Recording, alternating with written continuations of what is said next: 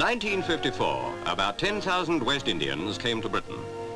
In 1955, it is believed another 15,000 will make the long journey. Already their coming has caused a national controversy, but one point must always be borne in mind. Whatever our feelings, we cannot deny them entry, for all are British citizens and, as such, are entitled to the identical rights of any member of the Empire. Now the end of their journey is near. What will they find in the land they regard as an El Dorado? Somerleyton Road houses many of the 3,500 immigrants who have settled in Lambeth. Not exactly the paradise so many expected. At number 49, Mr. and Mrs. Austin live comfortably with their children. They are lucky, for many of their fellow immigrants have been crowded 6 or 7 to a room with a weekly rent of 30 shillings each. Mrs. Morgan and Miss Edna Young have lived in England happily for 2 years. Samuel Davis works as a machinist, though he is a qualified commercial teacher. He too counts himself lucky. The Labour Exchange usually finds jobs for the immigrants within a few days, if they're employable. Some, it must be remembered, have never tackled any of the jobs that are vacant. But for many, there will be wage packets of £9 or £10 a week, and contrary to reports, the influx of West Indians does not cause unemployment amongst the white workers. There is work for all, coloured and white. At a nursery in Cold Harbour Lane, their children are cared for whilst the parents are at work. The children are often the main reason for a West Indian's emigration. My child, he says, must have a better education than me. It is a policy that can only bring good to the British colonies.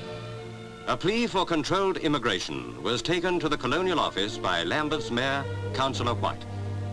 There is an acute housing problem in the borough. 10,000 are on the waiting list, and naturally, a further Jamaican influx is not favoured. When interviewed by our reporter, the Mayor put forward an answer to the problem.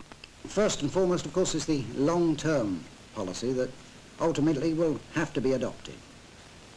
And that is the development of the West Indies themselves, because that is the only answer to this particular problem.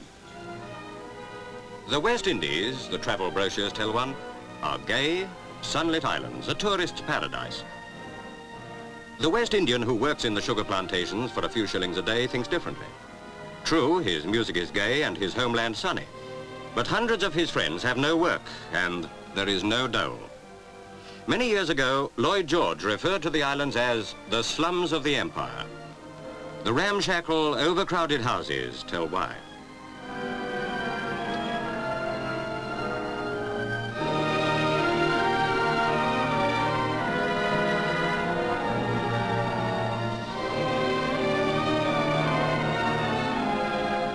In the markets, there is food for those who can afford it. For those who cannot, Britain seems to provide an answer. Eagerly, they borrow their £80 fare. The market in Brixton is, for them, a happier place than a market in the tourist's paradise they have left. Much of the outcry against the immigrants arises from the colour bar, which legally does not exist in Britain.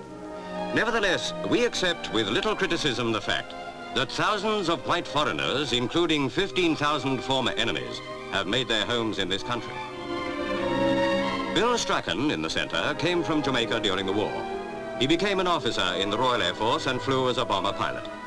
Bill, who now works in a council office, sums up the feelings of West Indians who wish to settle in Britain. People from the West Indies here have no enmity towards any British people, and in fact will be a strength to them and are extremely ambitious. I can assure trade unionists that there'll be no problem with them undercutting trade unionists, and I can assure them that they will help in the cultural life in this country, and every attempt on their part is at social integration and being completely happy and cooperative with the British people. We don't want any special privileges or anything more than any other British worker has in this country. A pathetic sight. Yet they ask no pity from us, only that we respect that all human beings are born free and equal in dignity and rights. Does the answer to these Britishers' problems lie in Britain or in the West Indies?